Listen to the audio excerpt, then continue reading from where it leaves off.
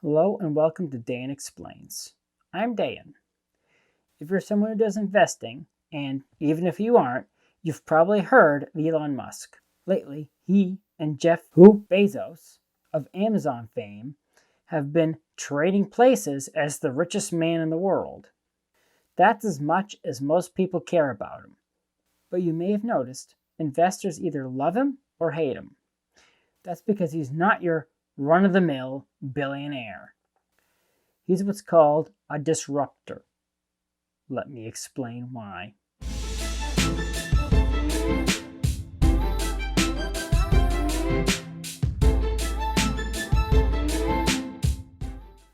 Before I'd start, I'd like to give a little update on my channel. Since you can kind of call this my first episode of Season 2, since it's been about a year since I recorded my first video, as you probably already noticed, if this isn't your first time watching, I've made a couple of changes. First, I'm switching from releasing my videos on Thursday mornings to Friday evenings. Also, I'm changing my video thumbnails from 2 overlapping images to just 1 image. Lastly, I'm switching my background from what's out the window behind me to my planet art. Yes, I made that picture back there. Speaking of pictures, does this one look familiar? I'm sure the answer is no for most of you. But for people who follow Elon Musk, it might, since he and his companies have used it in a lot of places. It's also one of my earlier artworks. One that I think is pretty bad considering the stuff I've done recently. And no, he didn't pay me for it. He borrowed it like you do when you're a billionaire. At any rate, this picture, and the fact that Elon uses it all over the place, gives you a hint at why Elon Musk is not your run-of-the-mill billionaire. I mean, look at Jeff Bezos' Twitter title. If you didn't notice, he runs a rocket company now, and not Amazon anymore. You see, that picture is a goal of Elon's. Obviously one he doesn't expect to see completed in his lifetime. One he'd like to start. Now, I guess you could say billionaires are goal-driven, but their goal is almost always to get more money, or they wouldn't have so much money, right? Well, this is where Elon Musk breaks the mold. His money is a means to an end and not the end itself. This creates a situation where he doesn't always make the choice that would be considered the best financial decision if a different decision gets things closer to his actual goal, which is one of the reasons investors don't like him. Another reason investors don't like him is because of his goals. When I called him a disruptor earlier, I wasn't kidding, and I wasn't the person who came up with that. Actually, I don't know who it was, but the guys at the Now You Know YouTube channel use it a lot. Elon's goals often don't align with many current industries. For instance, creating a financially successful electric car company. It hasn't been in the best interest of the oil and car industries to move their vehicles to electric, which in the long run is better.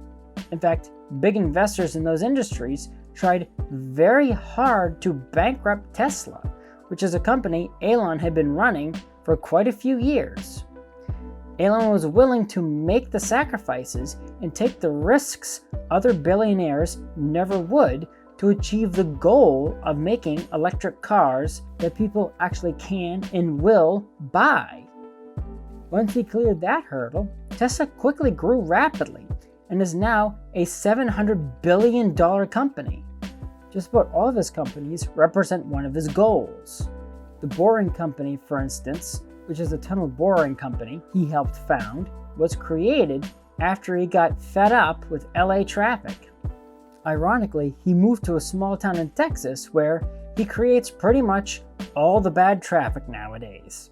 But anyways, as the comical name of his tunnel digging company points out, he also shows a sense of humor that other billionaires don't. Like when he launches his car as a test payload on SpaceX Falcon Heavy's maiden flight. Most companies just launch a big block of concrete or something. Now, this brings us around to SpaceX. he has kept the company private, which financially speaking is probably not the best move. But that's because his ultimate goal is to get humans off Earth and live on other planets like Mars. It's not just a selfish pipe dream either. He wants to make humans multiplanetary to reduce the risk of one single event causing us to go extinct. I'm thinking the Fermi paradox, which I did a video on, has made him a little nervous. At any rate, he has kept SpaceX private so he could take big risks with lots of money and not have to worry about the company tanking due to market panic. I mean, SpaceX is building the biggest rocket in history, and yes, I have a video on that too. Elon is also not just the president of SpaceX, he's also their chief engineer, so he is deeply involved with designing and building the rocket. SpaceX has been, and will continue to be, very disruptive to the space launch market. Way more so than Tesla is for the car market. In 1980, it cost around $40,000 to launch 1 pound into Earth orbit. 20 years later, in 2000 or so, it had halved. Between 2000 and 2010, the price actually went up a bit, and then SpaceX arrived with their Falcon line of rockets. They have helped drive down the price to less than $5,000 per pound to Earth orbit, and that's with rockets that aren't even fully reusable. With Starship, SpaceX hopes to drive the price down to a few dollars per pound to Earth orbit. That's only a little more than a plane ride. Now that is disruptive. Now you might ask what the deal is with his Starlink company. He's kept that private so far, and I don't think he founded that company because he was sick of crummy cell reception. You see, SpaceX can fund the creation of Starship, but building a bunch of them to send to Mars, it can't. So, Starlink's purpose is actually to make money, but for the purpose to bankroll building of starships for Mars.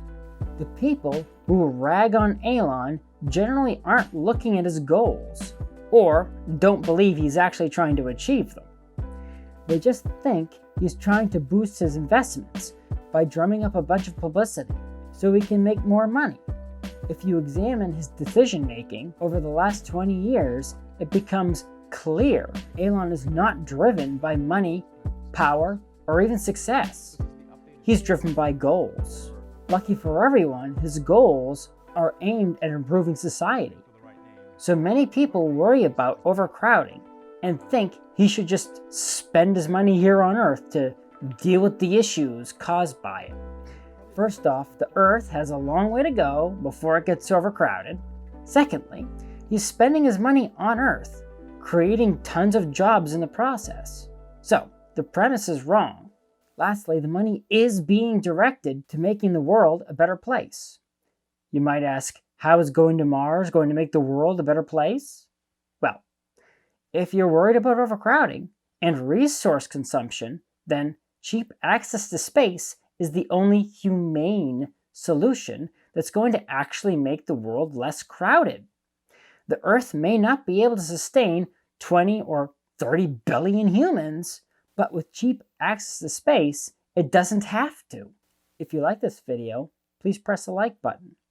Subscribe to my channel and ding the bell to get notified when I post new videos. Also, please support me on Patreon. Link in the description. The more people who support me, the more time I can dedicate to making videos like this one. So, until next time, have a great week.